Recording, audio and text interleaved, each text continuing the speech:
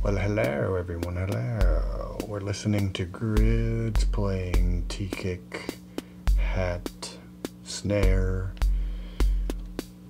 Synthrotech sequence 8 is master clock, which then I'm multiplying in the QCD up to a speed that grids likes.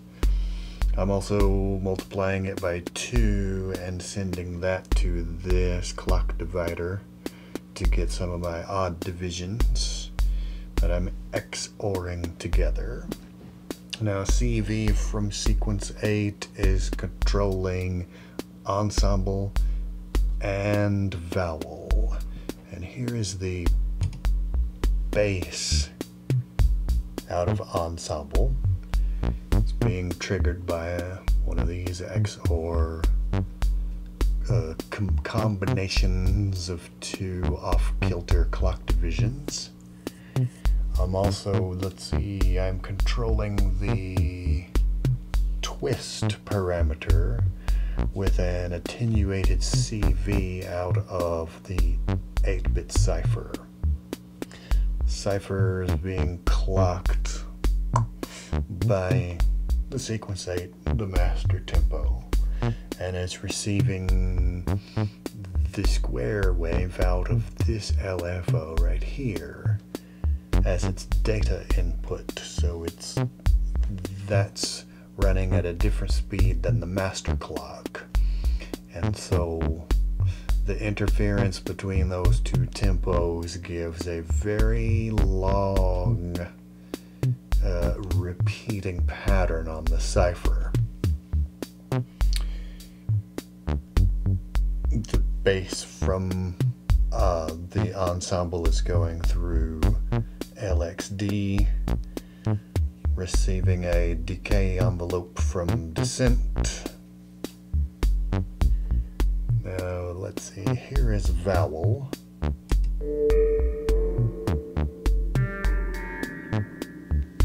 Same pitch CV. The vowel parameters being controlled by a cipher CV.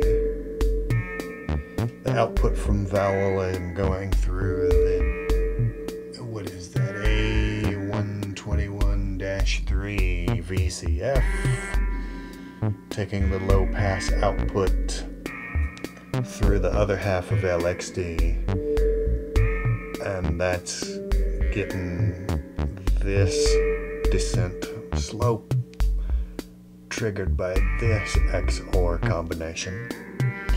And then I'm using the top row of cluster to route that through Hendrickson over here into this JMT spring reverb.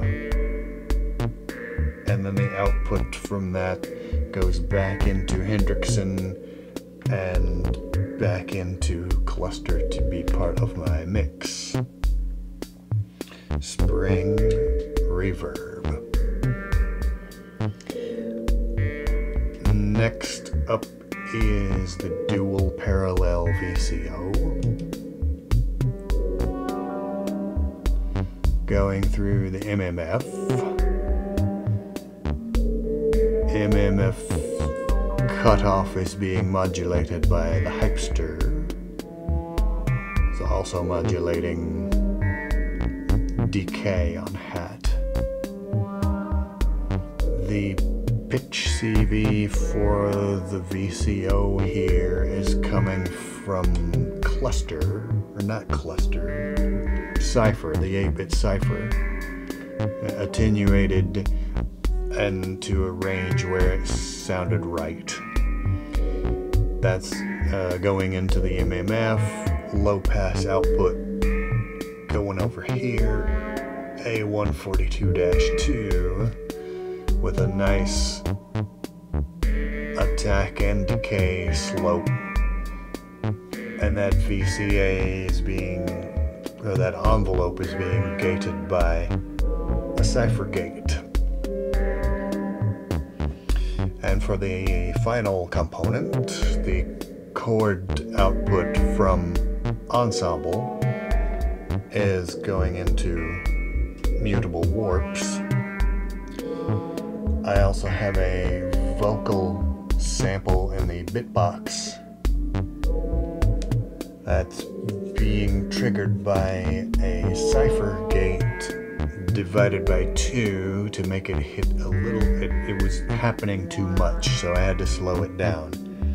So it's divided by 2, and that vocal sample is going into warps, where I am using the vocoder to make the chords talk. And I hope I don't get in trouble for using this vocal sample. However, my hope is nobody will recognize it.